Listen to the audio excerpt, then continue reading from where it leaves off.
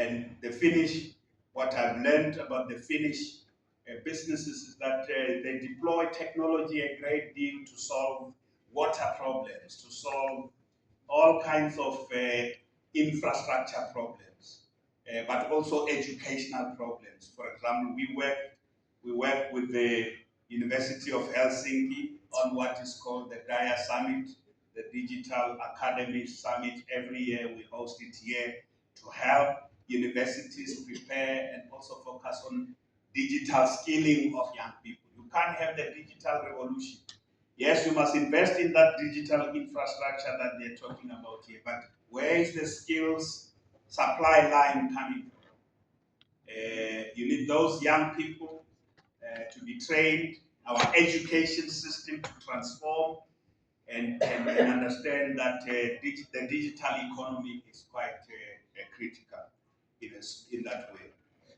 Now, I want to leave you with the macro narrative in South Africa. What is the macro story? South Africa faces many challenges. We have faced many challenges over many years, but we are a resilient people. And we worked with the Finnish people. The Finnish anti-apartheid movement supported our struggle. But our democracy has got teething problems. But I want to share with you something that you must take away with, that in the midst of all the challenges we have heard, we are turning the corner. We are turning the corner on the following things. What we call green shoots. Yesterday I was addressing business investors in Cape Town, institutional investors, and they were asking me, just give us the sense of what's happening in South Africa. Where is South Africa heading? We came to the G20, but they say, where are we heading? Let me say there are a number of green shoots, things that are going right in our country, and I'll tell you the things that are not going right and what we are doing about them. The first one is that we now have a stable electricity supply. We had a huge problem. November 2023, if you came here, and Mika, I know you were here, the EAF electricity availability factor was just at around 50%, 51%. Even Sandton was affected terribly by blackouts.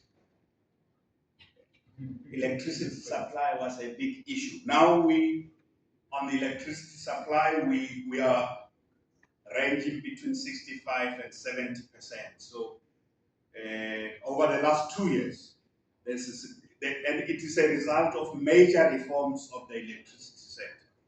So, and those reforms have really yielded the reforms that have been undertaken to open the energy market have been phenomenal, and including bringing in renewable independent power producers, including renewable energy, there's also involved that unlocked huge investment. 2 years ago, around this time, we had a teething problem on rising cost of living with regard to two factors. The one was the interest rates, biting interest rates, and the other was inflation. Inflation has eased.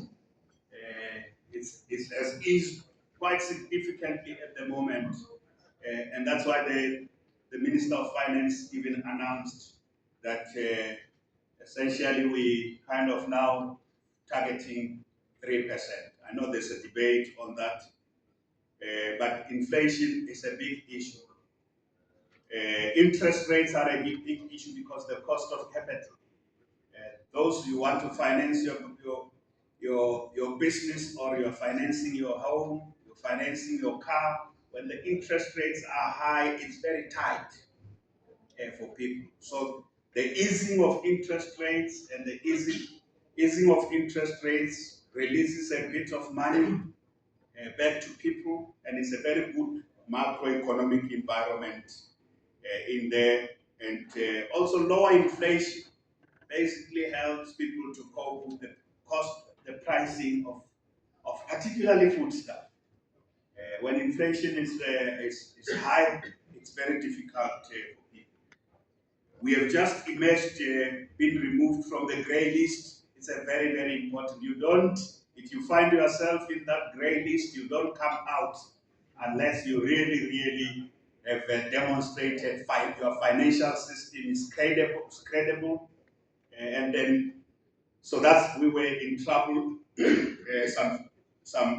year or so ago. We also have just, our sovereign credit rating has just been upgraded. And those things are not, they don't just happen on their own. Something is happening. Because we have such a negative, toxic environment, when we get certain things right, we don't even believe what we see. Because there is a lot of negativity, and I'll tell you that part of that negativity is not self-generated. It's also because there are things we have gotten wrong.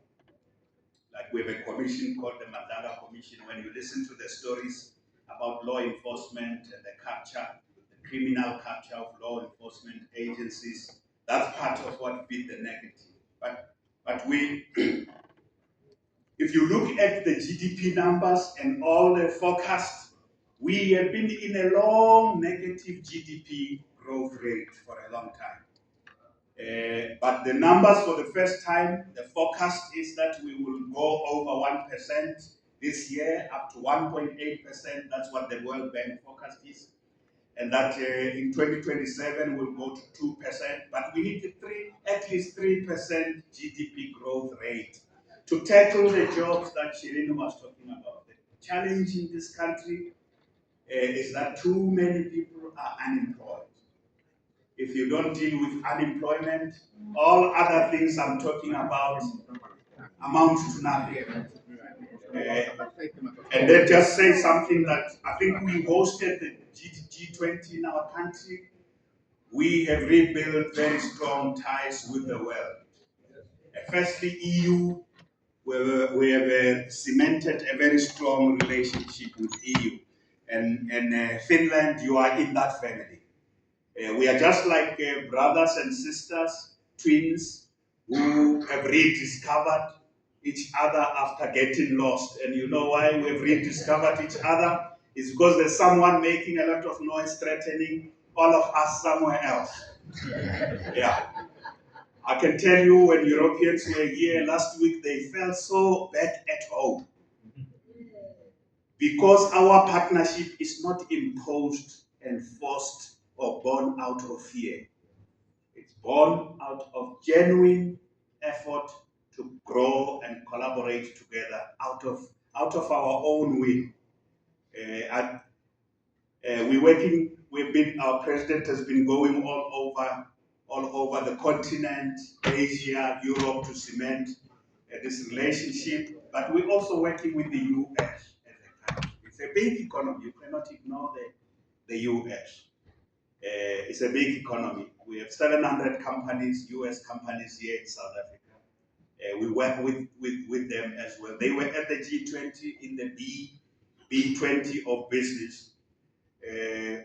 And I think for now we will just ignore all the noise and just focus on the important thing. How do we work with countries that want to work with us to grow together?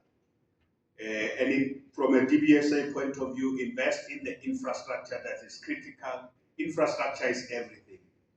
Without infrastructure, our cities cannot provide basic services.